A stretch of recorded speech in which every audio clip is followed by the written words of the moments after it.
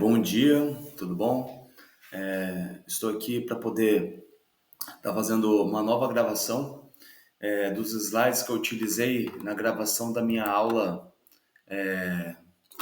de aptidão didática para o processo seletivo em 2023 para professor substituto da UFES, para o curso de Educação Física, e o ponto selecionado foi de saúde coletiva. E eu tentei trazer uma abordagem um pouco diferenciada do tradicional, porque geralmente a visão que é trazida quando se trata de saúde coletiva é geralmente voltada para a epidemiologia. E como a gente pode ver nessa nuvem de palavras apresentada logo no primeiro slide, a gente pode ver que as palavras mais destacadas ao se relacionar com saúde coletiva seria a palavra nova, vida e a interdisciplinaridade. Então, as pessoas, de modo geral, quando buscam uma saúde, elas buscam uma vida nova, tá ali, vida saudável, socializada, a questão da prevenção, recuperação. E a interdisciplinaridade, quando a gente traz dentro do campo da educação física, da saúde coletiva, às vezes a gente depara daquilo que o professor Walter Bratt vem trazido na discussão epistemológica da educação física, da existência de duas educação física, né? A gente fala de interdisciplinaridade, mas parece que uma área assume algumas disciplinas como pertencentes à área da educação física e pega aquelas disciplinas e forma uma educação física a partir dali, a partir da fisiologia, a partir da biologia, a partir da biomecânica. E uma outra educação física que parece discutir a questão social, das ciências sociais, a questão antropológica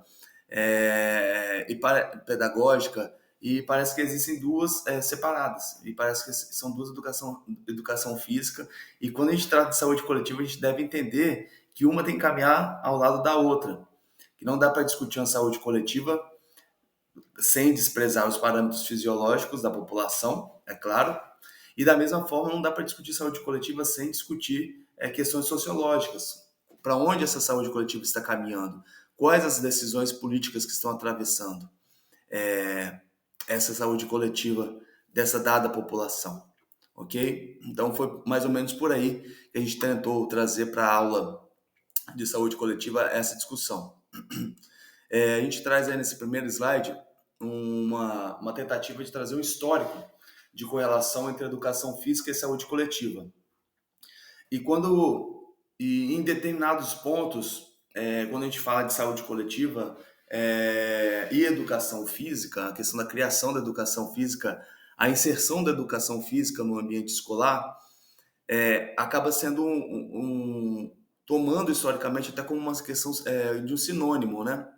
Porque a educação física, como disciplina na escola, ela tem origem no final do século XIX e início do século XX. E é um contexto marcado pelo crescimento desse movimento de uma educação física higienista, um discurso médico de que a prática de exercícios físicos nas aulas de educação física dentro da escola e a adoção de hábitos saudáveis poderiam prevenir doenças e promover o bem-estar físico e mental. Então, o início da educação física, a legitimação da educação física no espaço escolar, em seu início, né, no final do século XIX e início do século XX, é marcado por esse discurso higienista. Então, a educação física teria somente essa função logo no seu início, essa é a intenção. Por isso que ela foi legitimada dentro do espaço escolar. Então, com o passar do tempo, a educação física passou por várias transformações, né? Houveram várias correntes pedagógicas dentro da educação física que a gente pode estudar, né? Várias visões de mundo foram inseridas dentro do campo da educação física, várias discussões, e acabou havendo também uma ampliação do conceito de saúde, tanto na discussão da educação física, como nas discussões das ciências sociais, que passaram a inserir e fazer discussões que acabavam sendo relegada à população a crença de somente a discussão médica quando falava de saúde. E isso é um pensamento que às vezes é carregado até hoje. O de pensar que ao falar de saúde a gente está discutindo somente medicina. E acaba sendo uma visão limitada quando a gente pensa na questão da saúde como um conceito de saúde ampliado. numa questão da disciplina de saúde coletiva, quando a gente pensa numa questão dos vários campos, né, que estão estudando e provendo essa saúde coletiva para a população, que vários campos estão envolvidos, né, é transdisciplinar. Chega a ser mais do que aquela discussão inicial lá de interdisciplinaridade. É uma questão transdisciplinar que passa vários campos de atuação e vários campos de estudo, inclusive.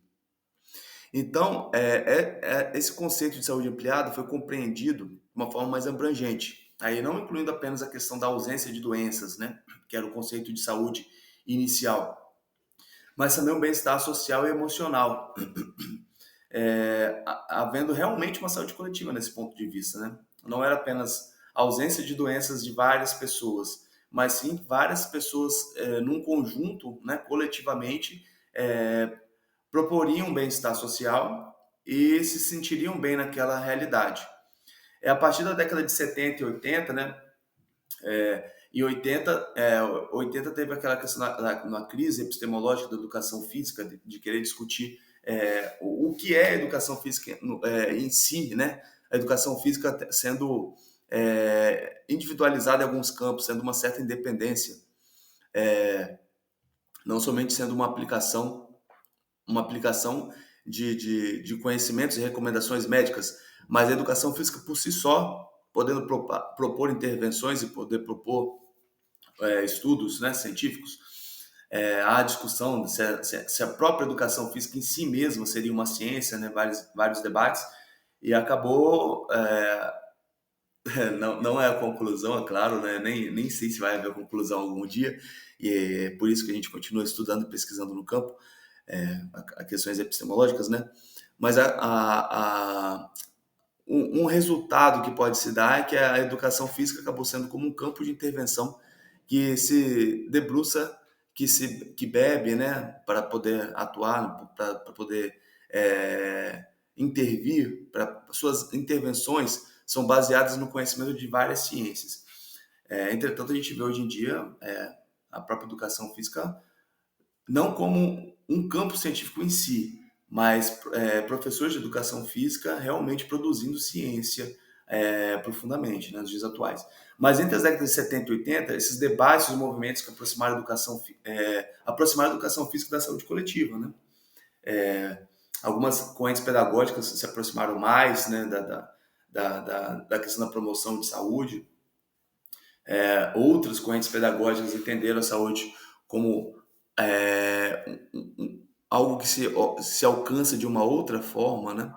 Não somente prevenindo as doenças, não somente praticando atividade física, não somente tendo um bem-estar físico e mental, um hábito de vida mais saudável, mas sim apropriando, né, de questões culturais, de questões sociais, de conseguir espaço de poder, espaços políticos, espaços de decisões comunitárias que poderiam prover para esse indivíduo uma saúde, e não só responsabilizando esse indivíduo por suas decisões pessoais no campo da educação, no campo da saúde coletiva, mas sim provendo aos espaços públicos, né, ao Estado, a promoção dessas saúdes, a promoção dessa saúde, para poder prover a essa população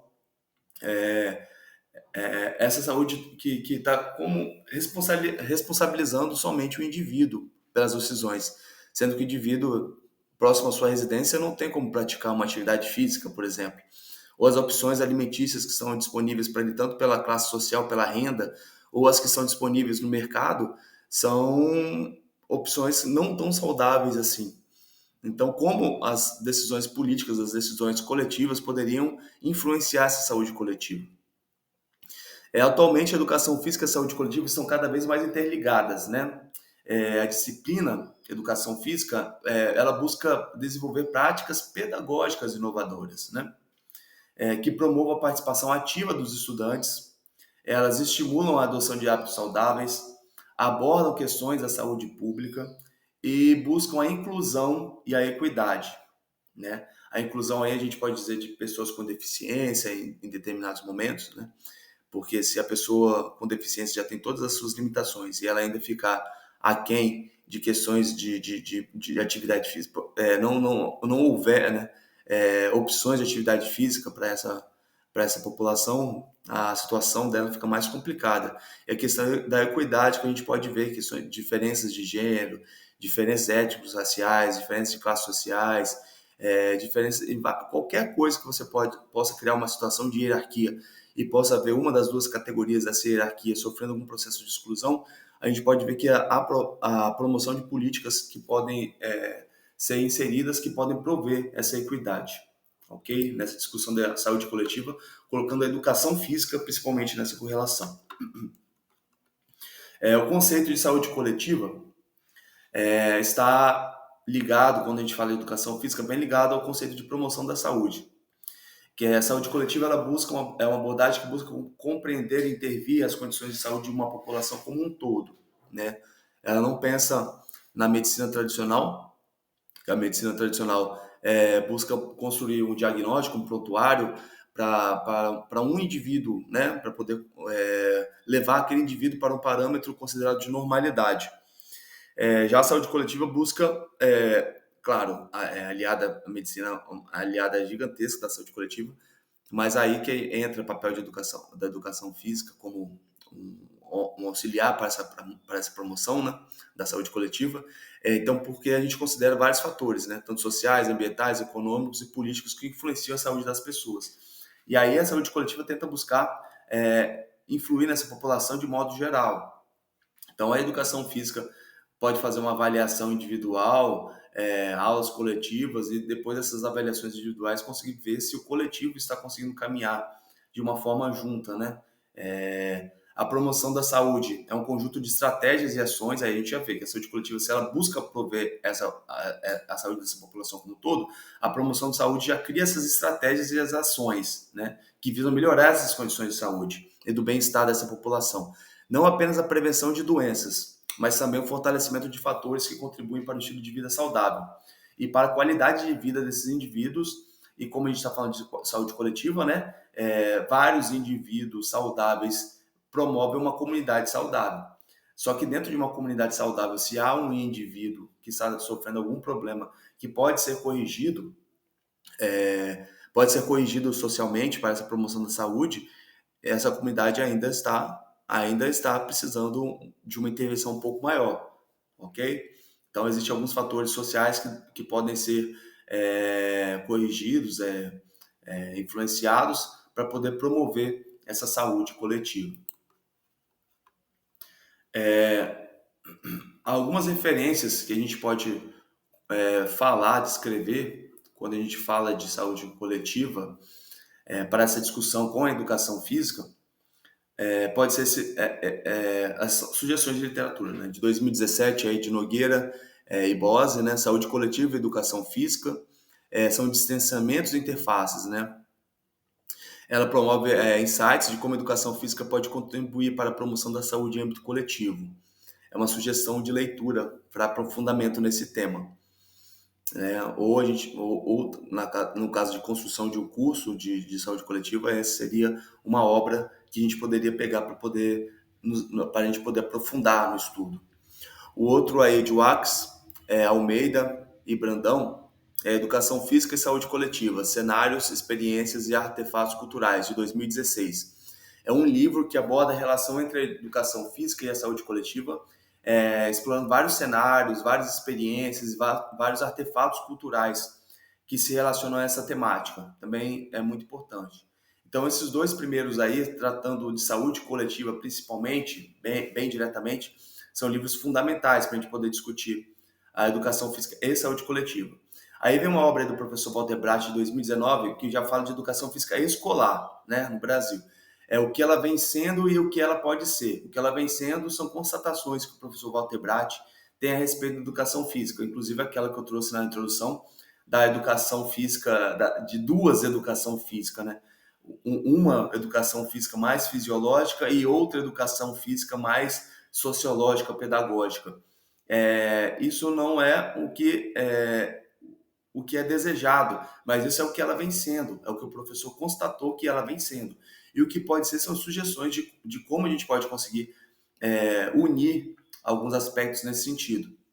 Na questão epistemológica, acaba sendo um problema no campo de vista científico, porque as duas educação física já estão assim, são cada dia caminhando de uma forma mais distante, né?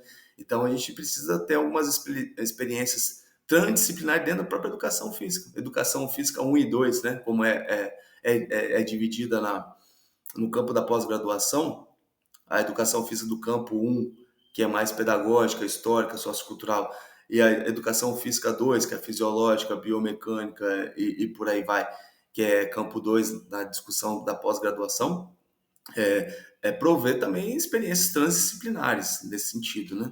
Fazer uma transdisciplinaridade dentro da educação física com a educação física, né? É uma proposta que ela pode ser. Né? Então, elementos de uma teoria pedagógica para a educação física.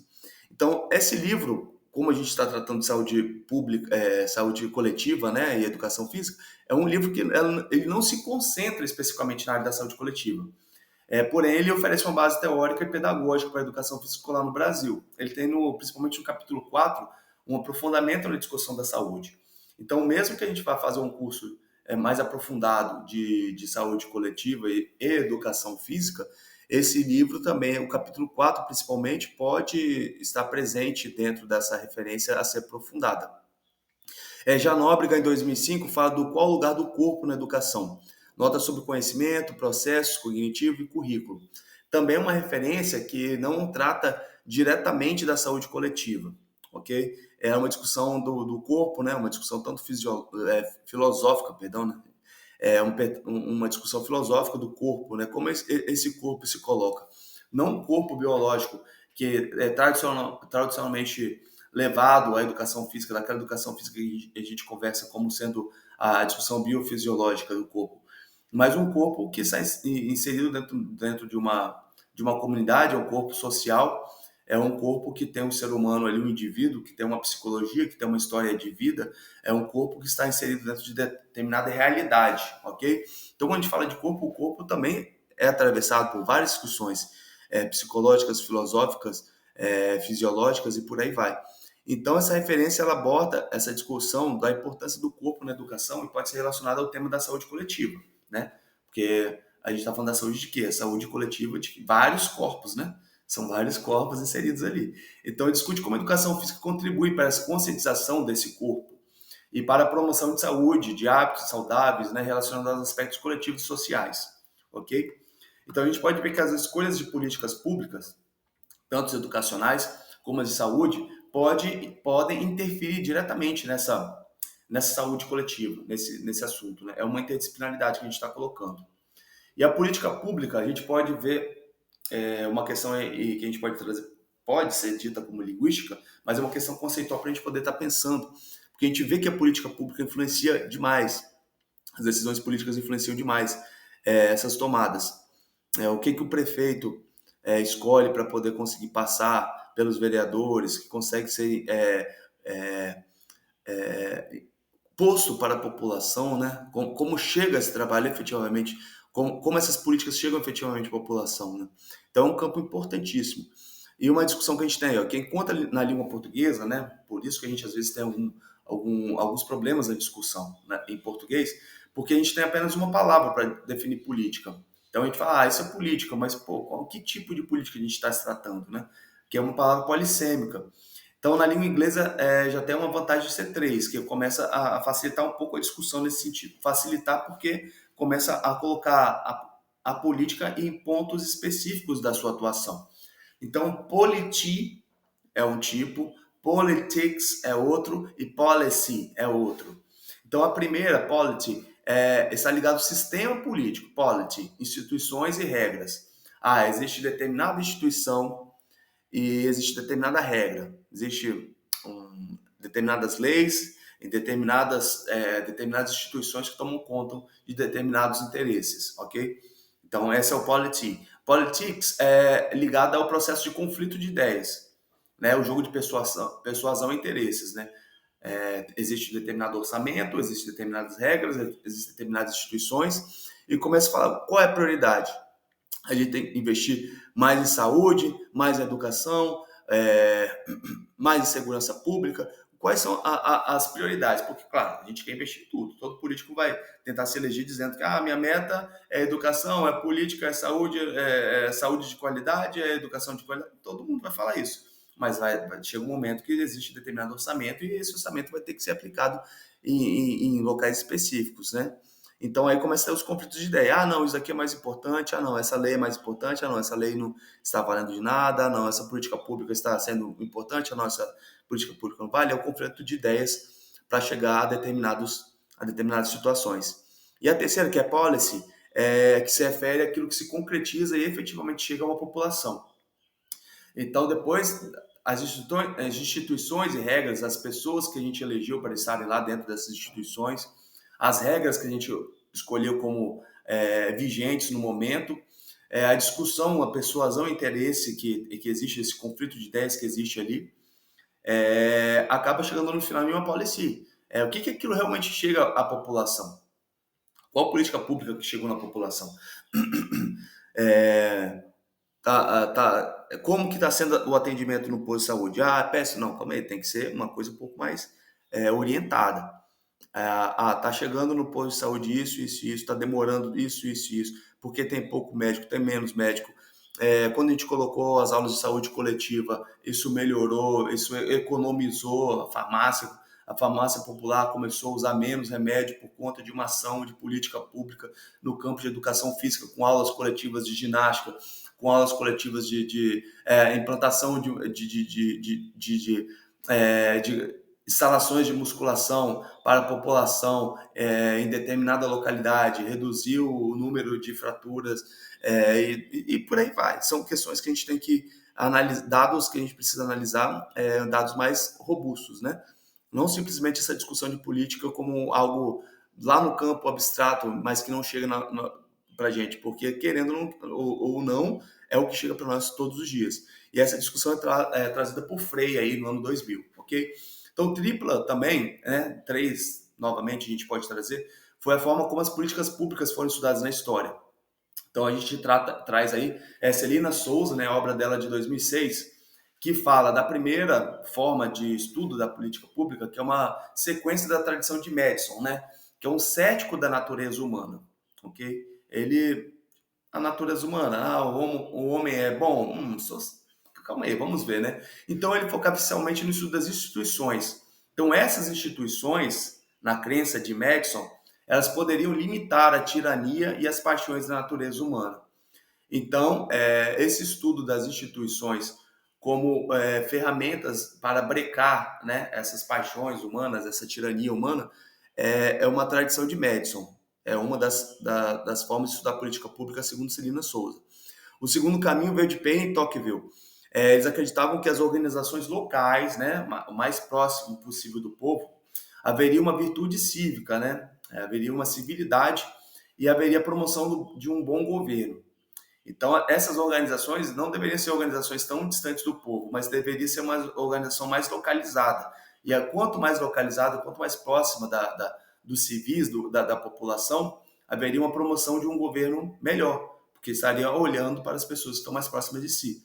Então, aquela instituição política que está tomando conta lá longe não estaria olhando para as necessidades em cada localidade, né? Digamos assim.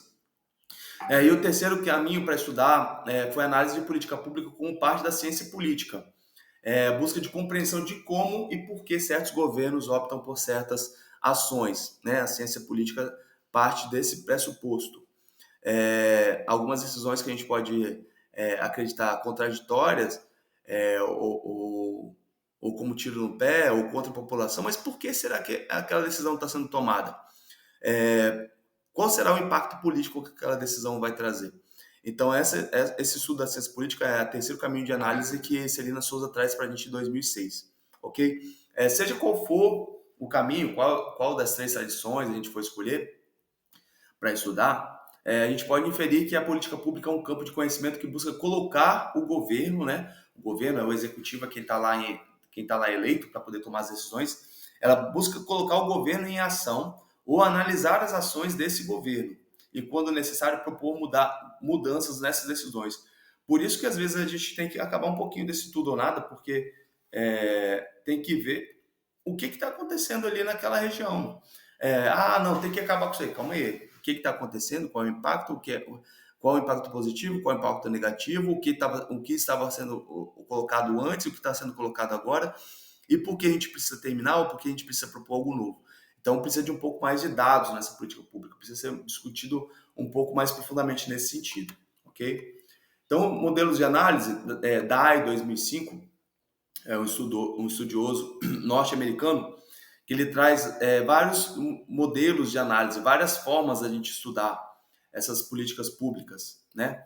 São 8 que ele traz, mas que para esse estudo que a gente traz aqui, para esse momento, a gente acredita que esses três, o elite, o racional e o incremental, são os mais adequados para essa discussão.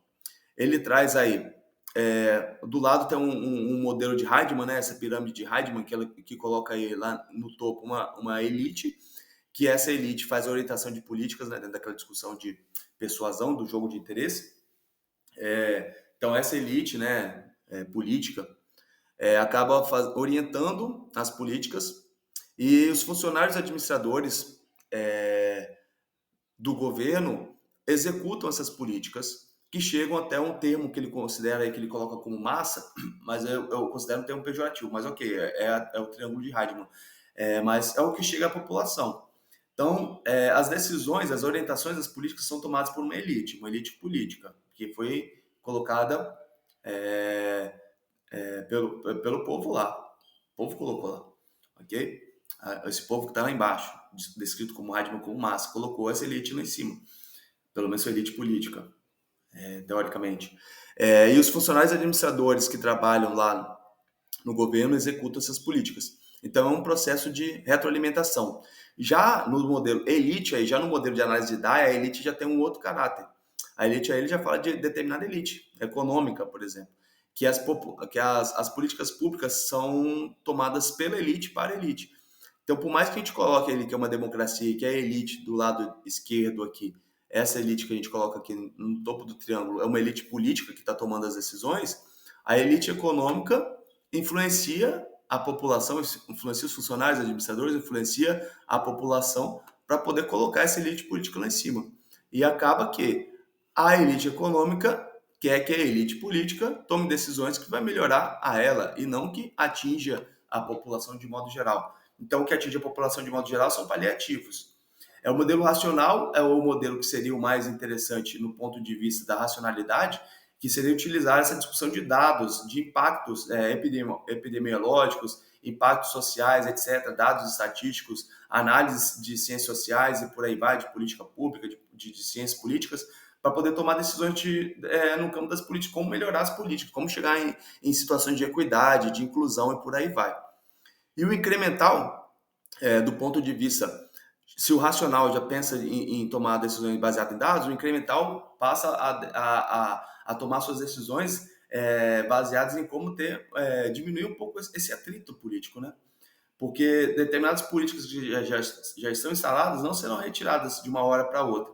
Mas no ponto de vista incremental, a gente pode tentar caminhar de um lado ou para o outro, baseado nos interesses dessa elite política, que a gente tem que tentar trazer que os interesses, os desejos da elite política sejam mais próximos possível da população em geral. Então, esse incremental propõe trazer pequenas mudanças em políticas que já são consolidadas, mas as aproximando de questões de execução, né, de produtos, de serviços que cheguem até essa população, que atendam a população de um modo geral e evitando os conflitos que vão advir de uma tensão política de propor uma política racional totalmente nova, ok? Esses são os modelos de análise de DAI. Aqui a gente iria começar a trazer algumas experiências cotidianas relacionadas à saúde coletiva, mas a gente já pode parar porque já vai dar meia hora do tempo do vídeo aqui, ok? Numa outra oportunidade a gente traz novas experiências, ok? Você já viu que quando a gente falando aqui para cá para a tela, fica um pouco mais tranquilo do que discutir diante de uma banca. Deu 30 minutos aquele dia, eu consegui passar tudo. Aqui eu não consegui chegar no sexto slide. No dia eu falei 30 slides em 30 minutos. Hoje eu falei 6 em 30 minutos. ok? Muito